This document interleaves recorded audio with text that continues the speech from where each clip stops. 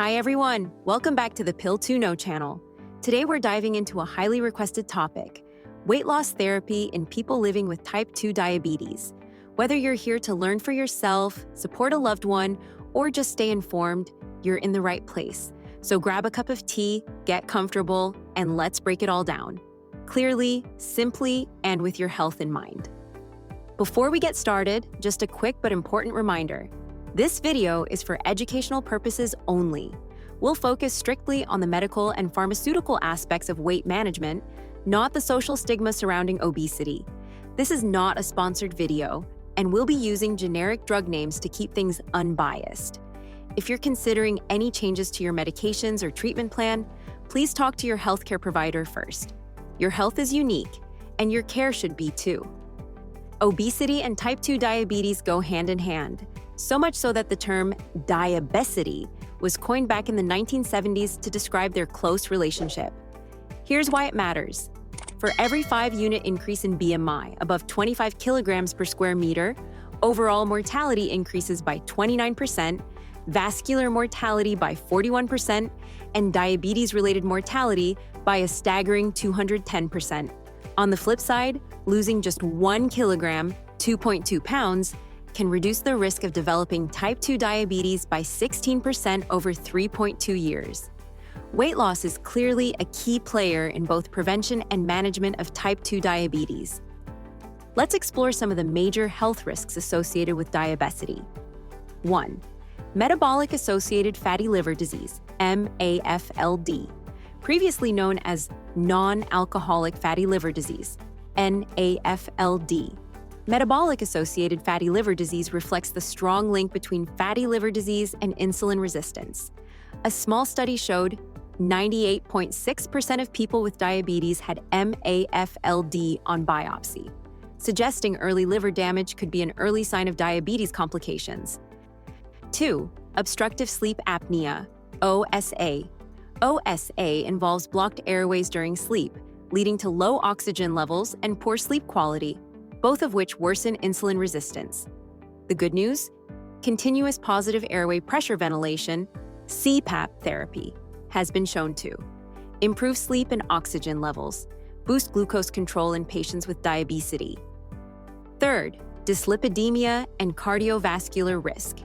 Diabesity increases stress on the heart and blood vessels. Studies like the Framingham Heart Study show a clear link between diabesity, heart failure, and endothelial damage, especially when dyslipidemia is present. 4.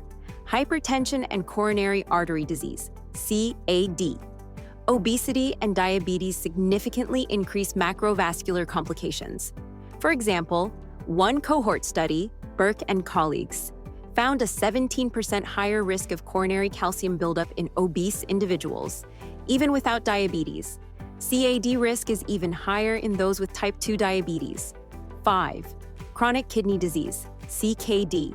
The kidney's filtering system can be damaged by excess glucose, fatty acids, and amino acids.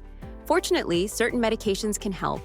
Sodium glucose cotransporter 2, SGLT2. Inhibitors help protect kidneys by reducing glucose reabsorption. Angiotensin-converting enzyme inhibitors, ACE inhibitors, and angiotensin receptor blockers, ARBs, also offer kidney protection through different pathways.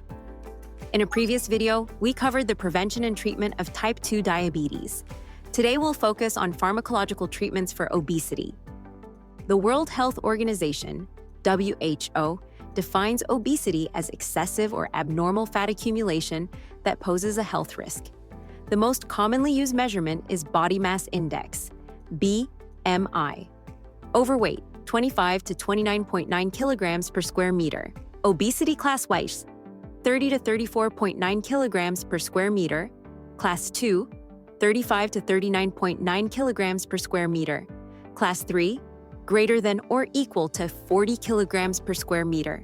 Keep in mind, BMI doesn't reflect fat distribution or metabolic health.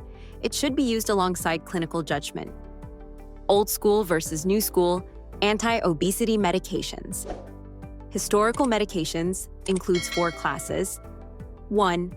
Sympathomimetic anuretics, phentermine. Approved for short-term use only, 3 to 6 months. Weight loss, 6.6 to 7.4% versus placebo, 2.3%. Note, placebo refers to a control group not receiving active medication.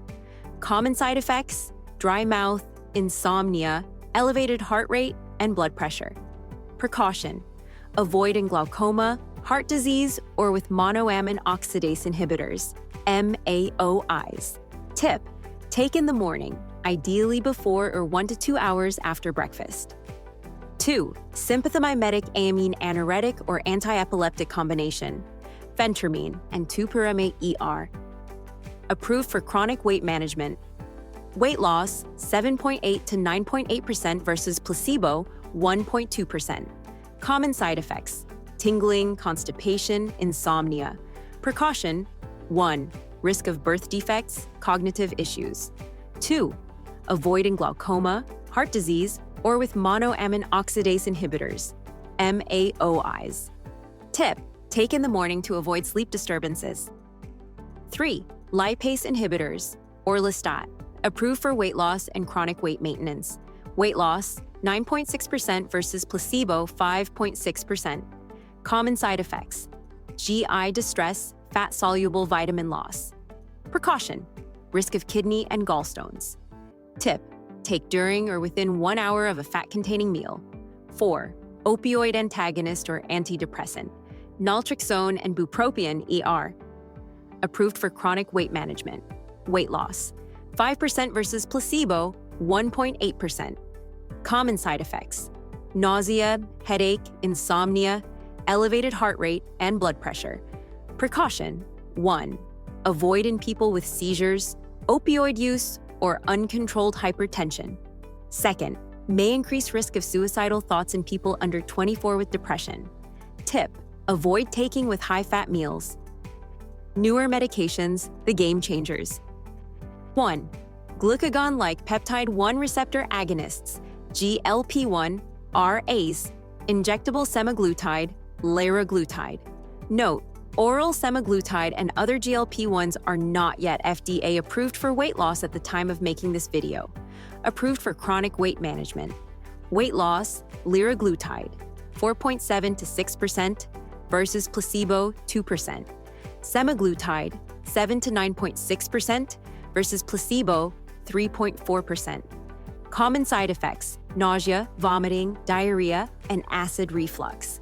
Precaution, avoid in those with personal or family history of medullary thyroid carcinoma or multiple endocrine neoplasia type 2.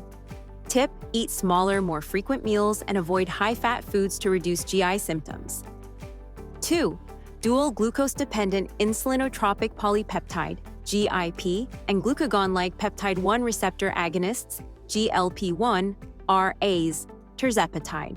Approved for both chronic weight loss and for moderate to severe obstructive sleep apnea in people with obesity. Weight loss, 12.8 to 14.7% versus placebo, 3.2%. Similar side effects and precautions as GLP-1 RAs. Tip, same as above. Frequent low-fat meals can help minimize GI effects. Take-home points. Who qualifies for weight loss meds? Adults with obesity BMI greater than or equal to 30 or overweight BMI greater than or equal to 27 with at least one weight-related comorbidity. For example, diabetes, hypertension, dyslipidemia. Lifestyle is key. All medications work best alongside a reduced calorie diet, regular exercise, and adequate quality sleep. For people with diabetes and overweight obesity, semaglutide and tirzepatide are preferred per American Diabetes Association (ADA) guidelines. These meds are not recommended during pregnancy. If you're planning a pregnancy, consult your provider. For injectable semaglutide, consider stopping at least 2 months before conception due to its long half-life.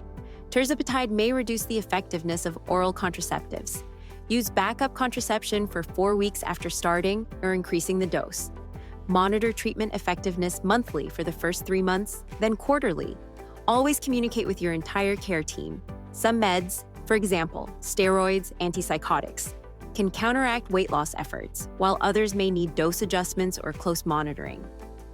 If you enjoyed this video, don't forget to hit like and share it with others. Also, make sure to subscribe so you'll get notified when the next video drops. And more importantly, to help build a stronger Pill to Know community. I'll include all the references in the description below. If you have any questions, feel free to leave a comment. Thanks for watching, and I'll see you in the next video. Let's stay healthy with Pill to Know.